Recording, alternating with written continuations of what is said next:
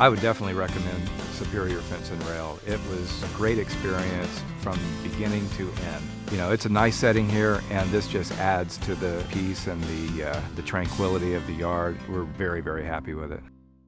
Hi, I'm Rolland Reash at Rolland Reash Plumbing here, and we do everything in plumbing from water heaters to lift stations to slab leaks to repipes. Please give us a call at any time, 260-7059.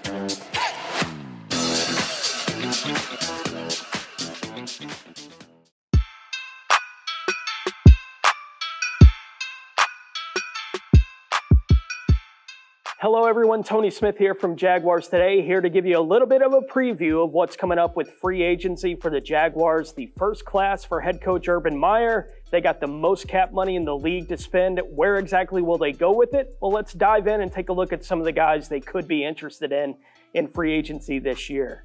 We'll start with defensive line, and the lead guy along the defensive line this year is certainly going to be Leonard Williams. Picked the right time to have a career year with the New York Giants. They traded for him. He had a half sack total in 2019. Came back in 2020, a career high 11 and a half sacks.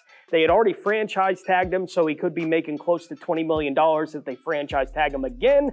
That could lead to him hitting free agency. We know the Jacksonville Jaguars have a massive need along the defensive line, especially on the interior. They couldn't upgrade it any more than if they were able to land a guy like Leonard Williams in free agency. Trey Hendrickson from New Orleans could be an interesting guy as well. More of a pass rusher. The switch to 3-4 seems to fit kind of that 3-4 defensive end mold, so he may be another name to at least keep an eye on for the Jaguars. Let's go to the other side and into the offensive line. On the offensive line, look, we know where the discussion begins, and it's Trent Williams. It's a guy that we've been talking about in Jacksonville for months now about at least the potential, because we knew San Francisco could not place any kind of tag on him this year. So the Jags, with the most money to spend, may be able to just outspend everybody to go get the 8-time Pro Bowler going into his age 33 season along the offensive line. I know I've been a proponent this entire time of spend what you have to spend if Trent Williams is willing to listen to you about the money to protect the blind side of Trevor Lawrence coming up here in Jacksonville. Orlando Brown Jr., obviously a name that's been discussed a lot as well. It's a trade potential candidate for the Jags to go after the left tackle with the Baltimore Ravens. Talking to different people, you'll hear some experts say he's a right tackle, not really a left tackle. He calls himself a left tackle. Certainly had a Pro Bowl year last year with the Baltimore Ravens. I'm sure he wants to be a left tackle. Left tackles get paid more money, and so it would make sense if Orlando Brown wants to go that direction. You'd have to probably give up at least one of those day 2 picks early in the second round, likely to land that kind of player in a trade. I don't particularly love it, but it certainly could be an option that the Jaguars are looking at there. Let's keep it on the offensive side and go to wide receiver. We all know Allen Robinson. He was here, obviously, for the first 4 years of his NFL career, was a Pro Bowler here in Jacksonville, a 1,400-yard receiver at one time for the Jaguars, playing with Blake Bortles. How much better could the situation be when Trevor Lawrence actually gets here to town?